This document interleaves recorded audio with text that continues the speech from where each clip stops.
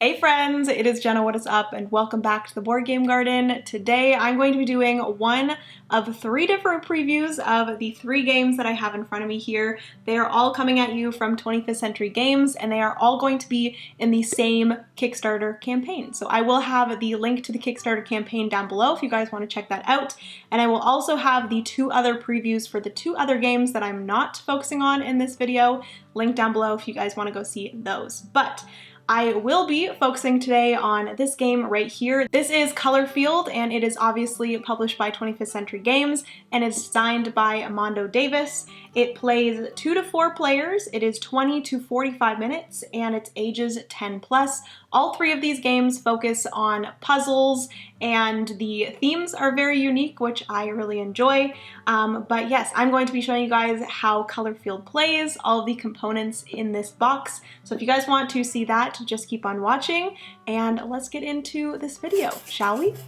In Colorfield, players will be taking on the role of abstract painters. Over the course of the game, they will create a series of 3 paintings by selecting and placing paint tiles on their canvas. They will score points by matching colors on the sides of each tile and creating large patches of colors. The player with the most points after 3 rounds is the winner. Make something beautiful in Colorfield. To start off, let's get into all of the components that come in the box. First off, you have the scoring pad, and there will also be 4 scoring markers for each player. There is the first player marker as well as the palette board. This can be used on both sides, either the wood side or the painted side. There is also 4 different player boards. These are cards where you're going to be discarding your tiles. And it comes in 4 different player colors: coral, navy, lemon, as well as turquoise. And then you also do have 5 coordinating inspiration tokens for each of the player board colors. There is then 4 canvas boards, 1 given to each player. All of these boards do have different paint colors around the edges in different positions, but all are equally valuable. Next up, we have all of the different paint tiles. First up, there are 48 foundation tiles. These are going to be the tiles that you place onto your canvas board that have the up arrow in the bottom right-hand corner. You then have all of the different round paint tiles. So you have 24 round 1, 24 round 2, and 24 round 3 paint tiles. And lastly, there are community tool cards. These are cards that can be used during advanced play and just add some additional scoring opportunities for players. So now that we've taken a look at all of the components and everything that comes in the box, let's start with the setup. So place the palette board in the center of the table. You can choose which side you would like to use, either the painted side or the clean side. We do prefer to play it with the clean side just because it's a little bit easier to see the tiles on the board. But after that, place a player board face up on the table in front of each player. Each player can choose which color they would prefer. And additionally, each player then gets 3 inspiration tokens matching the color of their player board. The other 2 are just placed off to the side and can be acquired when playing the advanced play. Next up, place 1 of the randomly chosen canvas boards face up in front of each player. Shuffle the foundation paint tiles and place them face down within reach of all players. Place the scoreboard on the table and place each player's scoring marker on the top section of the board. And then next up, shuffle the round 1 paint tiles and place them face down within reach of all players. Optionally, if you wish to use the advanced play options, shuffle the community tool cards and place them face down to form the community tool deck. And finally, give the first player marker to the player who most recently painted something. Now let's get into how Colorfield plays. Each player will start off by priming their canvas with the foundation paint tiles. They must place the foundation paint tiles in the order that they are given. This makes sure that players are not able to decide where exactly those foundation tiles go.